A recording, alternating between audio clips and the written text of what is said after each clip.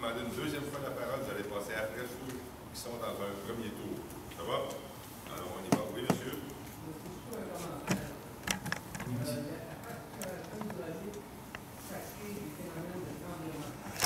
De longueur et de profondeur, et les faire migrer dans des fractures.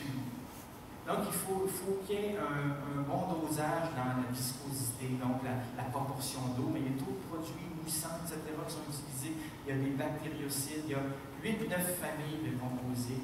Une recette doit certainement avoir 8-9 ingrédients, sinon ça ne marche pas. Donc, c'est pas compliqué, c'est une question de rendement. Quand je vous parlais du projet Leroy dans les années 90, les forêts à l'horizontale, ils avaient une augmentation de rendement de l'ordre de 20. Parce qu'au lieu de traverser le chêne sur 100 mètres, ils le traversaient sur 2 km.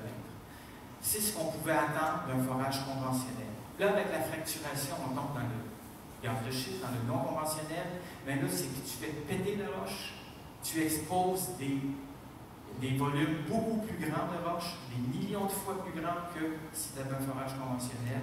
Évidemment, à la clé, tu as des dommages à long terme, mais c'est aussi le fait que pour faire ça, tu as dû utiliser toute une technologie qui s'est développée depuis les années 50 jusqu'à aujourd'hui.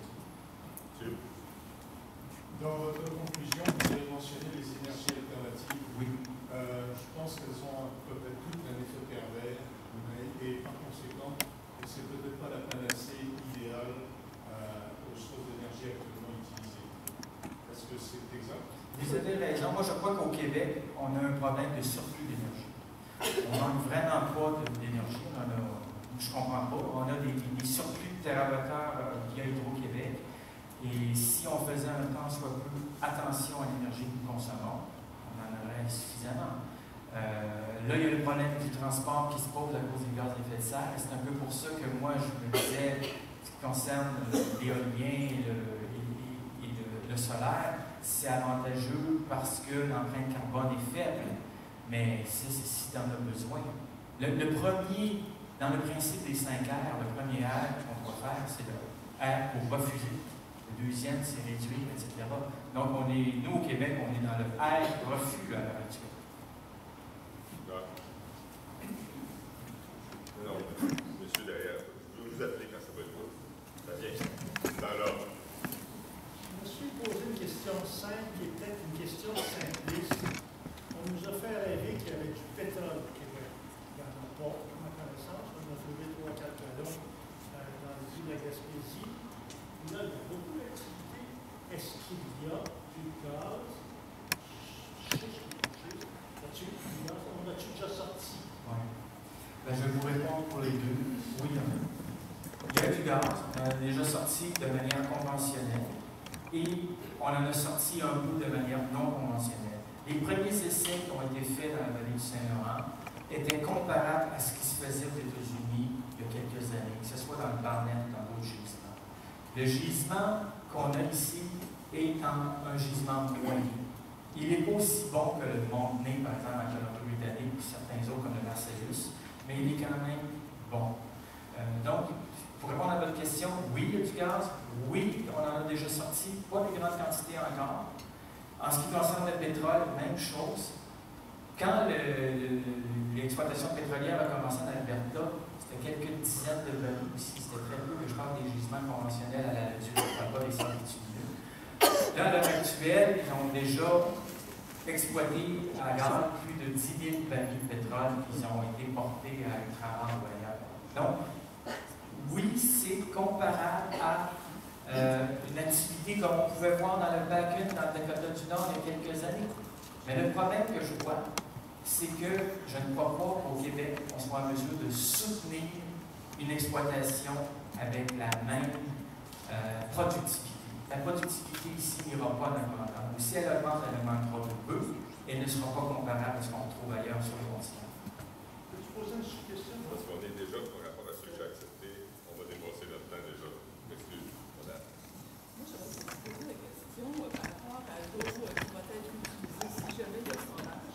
Oui. Où est-ce qu'ils vont prendre l'eau et quel va être l'impact de cette prise d'eau-là sur la nappe phréatique? Parce que c'est pas toute la corrompe, mais si on l'épuise, c'est ma question. Il y a des règlements déjà qui existent au ministère de l'Environnement qui permettre d'éviter, par exemple, la rivière du Chêne, qu'elle s'assèche, qu'elle soit au niveau des tissages soit dépassé. Donc, les compagnies le savent très bien. Et la chose, le même problème se pose en Anticosti à l'heure actuelle. Comment aller récupérer l'eau qu'ils ont besoin pour aller faire? Là, ce que j'ai appris dernièrement, c'est les eaux usées municipales. Que ce soit une grande ville comme Trois-Rivières, au Québec, énormément d'eau usée. Évidemment, ça sort quand même du circuit hydrologique. Mais tant que ça reste dans le bassin versant du fleuve Saint-Laurent, je crois qu'il n'y aurait pas vraiment de problème avec la Commission mixte internationale des États-Unis. Les compagnies pourraient probablement le faire. Je ne crois pas que ça affecterait les nappes phréatiques de ceux qui ont des puits individuels d'eau potable. Mais il reste à voir où l'eau serait prise. Comme on sait qu'à Montréal, l'eau est prise dans le fleuve. Le fleuve, il y en a de l'eau. C'est pas là qu'il y en a. J'essaie de bien répondre. Oui, une autre question? Actuellement, le gaz métro, son approvisionnement en gaz, c'est différent du méthane, là? C'est la même chose, c'est du méthane, c'est du gaz naturel. Il s'approvisionne où? Bon, avant, il s'approvisionnait de la Colombie-Britannique et de l'Alberta, qui étaient des gros producteurs de gaz. À cause de l'avènement des sables bitumineux, qui nécessitent de grandes quantités de gaz pour aller envoyer la vapeur sous terre, eh bien, on ne reçoit plus de gaz naturel de l'ouest du Canada. On reçoit notre gaz naturel des États-Unis, et principalement du Marcellus en Pennsylvanie. Donc, on peut présumer que déjà à l'heure actuelle, près des 2 tiers du gaz qu'on reçoit, c'est du Marcellus et c'est du gaz de schiste non conventionnel. Mais c'est difficile de répondre précisément à votre question parce que les réseaux de gazoducs, il y a des voies interprovinciales, il y a des voies entre les États-Unis et le Canada. Et c'est difficile de savoir exactement la quantité d'où elle vient et où elle arrive. Mais ce que je vous dis, c'est qu'en l'intérieur de 5-6 ans, la situation a changé du tout au tout. On reçoit maintenant du gaz. Cette industrie-là, le prix, comme dans ce métro, il y a beaucoup d'expansion, avec Oui. tous les développements résidentiels Oui. sur le gaz. Toute notre industrie aussi, au niveau Oui. des serres, elles sont toutes rendues au gaz. C'est La complètement. Hydro-Québec, ils ont enlevé ses aides. C'est parce qu'on n'a pas un ministère vraiment à la lutte au changement climatique. Si on avait un ministère qui s'occupait du climat et des cibles de réduction qu'on devrait atteindre, on ne permettrait pas aucun développement d'un réseau de gazoducs ou d'industrie fortement, j'appelle ça gazivore, là, comme l'usine d'engrais Lifco à Bécancour, il va y avoir une aciérie à Bécancour qui s'en vient. Il y avait des usines de liquéfaction de gaz. Il y a un projet à Grand-Anse, près de la ville Saguenay, qui est un projet gigantesque à l'échelle nord-américaine, qui va encore là permettre un débouché pour du gaz de schiste. Il faut éviter les débouchés. Donc, ce que vous dites, vous avez tout à fait raison, les promoteurs immobiliers qui déjà passent les gazoducs avant même que les maisons soient construites, c'est à décrier.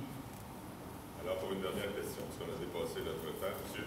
En fait, ce que je demandais, moi, je suis biologiste et j'ai présenté dans des audiences publiques sur l'exploitation des gaz de schiste ici à la CNI, un mémoire pour l'Association des biologistes du Québec par rapport à l'impact de surface que va reprendre l'exploitation des gaz en termes de fragmentation des émissions par des réseaux gazoducs et des réseaux des routes qui doivent être construites, qui sont des routes quand même importantes, sachant que c'est tardive, c'est plus jeune.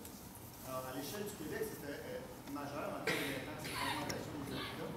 Ça fait des tenants forestiers qu'on voit qui s'installent dans les forêts. Ça coupe les forêts en faisant des petites parties. Et la valeur faunique des forestiers qui est moindre, tous ces routes-là, c'est des routes d'accès ou c'est des espèces envahissantes et des espèces généralistes qu'on ne peut pas voir. Alors, en ce sens, il y a quand même un impact majeur qu'on voit beaucoup en Pennsylvanie quand on voit les photographs. Ça, c'est un impact qui n'avait été absolument pas souligné lors de la première version de l'étude. Tout à fait.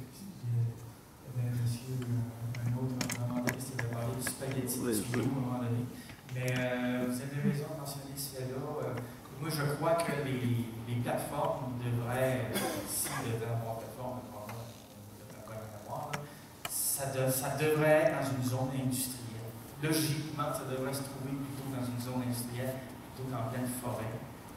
Là où on a des forêts matures, où on a des espèces biologiques, on a une biodiversité qui nous permet justement, qui nous rend des services qu'on apprécie mal encore jusqu'à maintenant.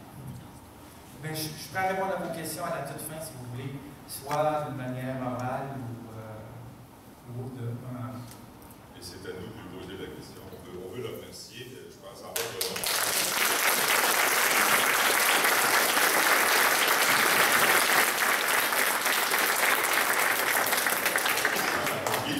reconnaissance, on veut lui offrir une petite boisson bien typique et biologique de notre coin de pays, un cidre biologique, une tentative de biologie.